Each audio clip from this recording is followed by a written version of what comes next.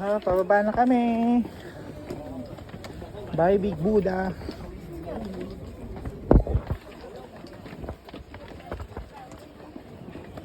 At least halos walang tayo na iwanan.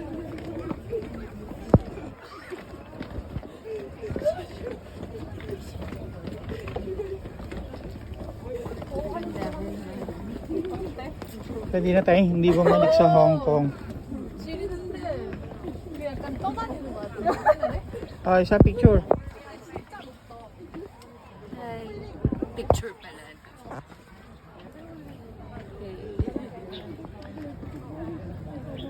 Taas pa.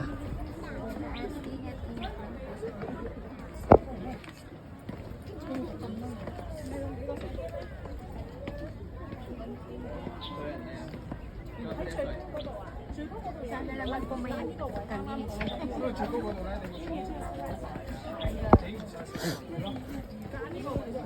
Yan. Pababa na kami. Itong adventure na to ay ginawa namin para exercise. Exercise kami dito kay Big Buddha. Ayan. Okay naman kasi hiking. So, 268 steps. Si Big Buddha. Caring carry. Caring carry. Ha? O di 520. Hindi. Ano to? 68? 526. Mm-hmm.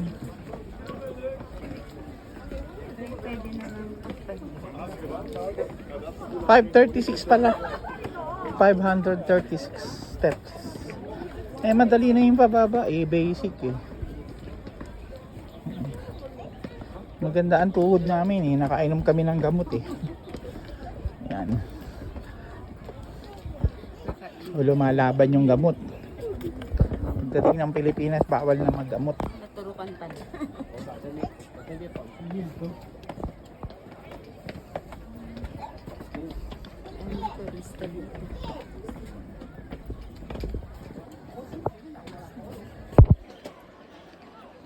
Okay.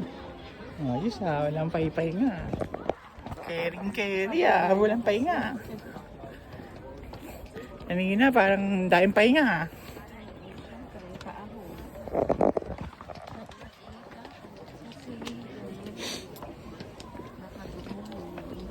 Ganda pala to. Next time meron ng elevator. Elevator for the elderly. Or escalator is okay. Escalator or elevator. Pero baka talagang ginawa to para for exercise. Pero yung elderly actually pag may sasakyan pwedeng umakyat sa taas. Meron daan na may parking sa taas. So doon sa may mga sasakyan siguro pag nag-hire ka ng sasakyan ayun pwede kang mahatid doon sa taas. Para yung mga resident dito na yung mga sasakyan pwede, I think.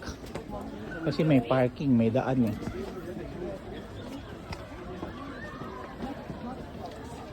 Mas mura daw yung sasakyan kaysa magpagawa ng elevator at saka escalator.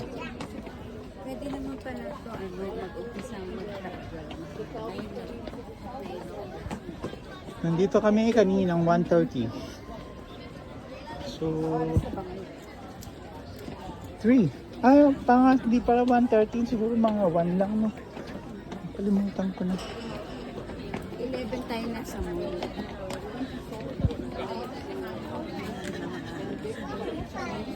This is a 2 to 3 hour tour. Siguro okay na yun. Medyo relax na yun. 2 to 3 hours tour ng team. Siyempre, hindi kasama yung travel.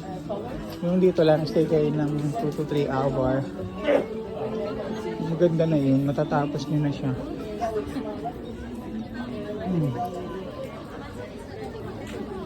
Sulit siya kasi maraming mga bukod sa Big Buddha. Marami siyang mga area na magandang picturean. Tsaka yun nga, ang isa pa itong maganda talaga yung araw ng punta namin. Hindi umuulan Hindi kahapon. umuulan. So yung ibang mga activities rito, meron pa actually na merong bayad, yung tinatawag na monastery, something like that. Yun din na namin pinuntahan. Ayun, puntahan natin kayo, no? You know?